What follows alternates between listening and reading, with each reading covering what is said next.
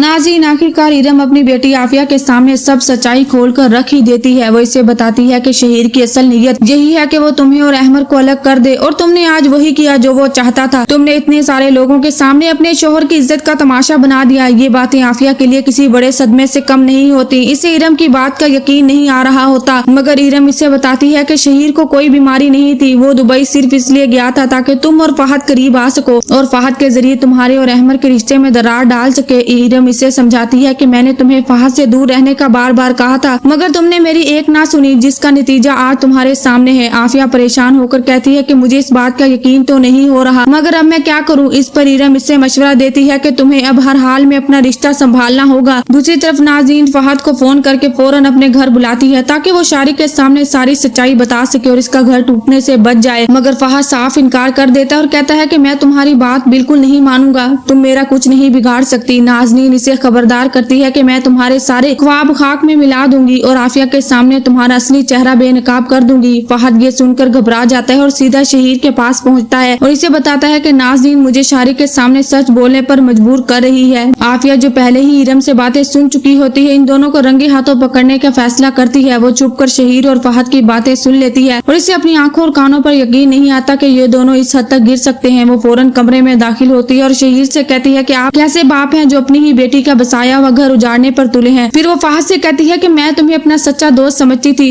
मुझे तुमसे इतनी घटिया हरकत की उम्मीद नहीं थी, और तुम्हें क्या लगता था कि नाज़रीन भाभी और तुम अब बच जाओगे। मैं भी घर जाकर सबको नाज़रीन की हकीकत बता दूंगी। आफिया गुस्से में वहाँ से निकलकर सीधी घर पहुँचती है और शारिक के सामने सारी सच्चाई रख देती है। वो नाज़रीन से कहती है कि आप सिर्फ नफरत में इस हद तक गिर गई कि फहद के साथ मिलकर मेरा घर बर्बाद करने जा रही थी। मुझे आपसे ये उम्मीद बिल्कुल नहीं थी। शारिक आफिया की बातों पर पूरा यकीन कर लेता है, जबकि अहमद जब ये सुनता है तो इसका गुस्सा काबू से बाहर हो जाता है और वो फौरन घर से निकल जाता है। फहद जैसे ही अपने ऑफिस से निकलकर गाड़ी में बैठने लगता है, अहमद इसका रास्ता रोक कर खड़ा हो जाता है। वो गुस्से में कहता है कि क्या यही तुम्हारी दोस्ती और अच्छाई थी? तुम इतने नीच इंसान निकले, मुझे अंदाजा नहीं था। ये कहते ही अहमद फहद का गिरेबान पकड़ लेता है और इसे जोरदार थप्पड़ रसीद कर देता है। दोनों के दरमियान शदीद हाथापाई होती है, जिसके बाद फहद मौका पर ही पुलिस बुला लेता है और अहमद को पुलिस के हवाले करवा देता है।